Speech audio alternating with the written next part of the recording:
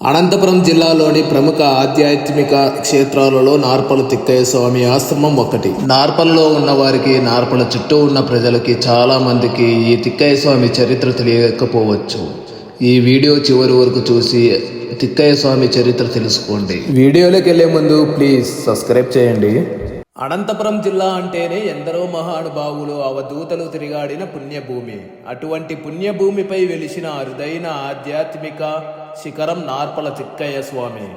బాహ్య ప్రపంచానికి పిచ్చివాడిలా కనిపిస్తూ అంతరంగంలో పరబ్రహ్మ స్వరూపాన్ని దర్శించిన మహాయోగి ఆ తిక్కయ్య స్వామి. ఈ తిక్కయ్య స్వామి అసలు పేరు తిక్కస్వామి.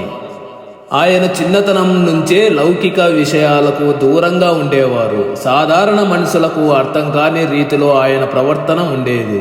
అందుకే ప్రజలు ఆయన్ని తిక్కయ్య అని పిలిచేవారు. కానీ అది పిచ్చి కాదు, అదొక ఉన్మత్త అవస్థ, లోకంతో సంబంధం లేని ఒక పరమానంద స్థితి. వర్షాలు లేని సమయంలో స్వామివారు తలుచుకుంటే వానలు కురిసేవని, రోగగ్రస్తులు ఆయన స్పర్శనతో కోలుకునేవారని స్థానికులు ఇప్పటికీ కథలుగా చెప్పుకుంటారు. ధనిక, పేద, కుల, మత భేదాలు లేకుండా అందరినీ సమానంగా చూసేవారు ఆ తిక్కయ్య స్వామి. ఈ తిక్కయ్య స్వామి వారు సజీవంగా ఉన్నప్పుడే తన అంతిమ యాత్ర గురించి సూచనలు ఇచ్చారట. నార్పలలోనే ఆశ్రమ ప్రారంభంలోనే ఆయన సమాధి చెందారు. నేడు ఆ ప్రాంతం ఒక గొప్ప పుణ్యక్షేత్రంగా విరాజిల్లుతోంది.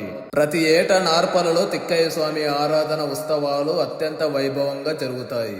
ఈ తిక్కయ్య స్వామి వారి రథోత్సవానికి వేల సంఖ్యలో భక్తులు తరలి వస్తారు. ఇక్కడ ఇచ్చే విభూది బూడిద ఎంతో శక్తివంతమైనదని, దానిని ధరిస్తే గ్రహ దోషాలు, అనారోగ్యాలు తొలగిపోతాయని ఇక్కడున్న భక్తుల వారి నమ్మకం.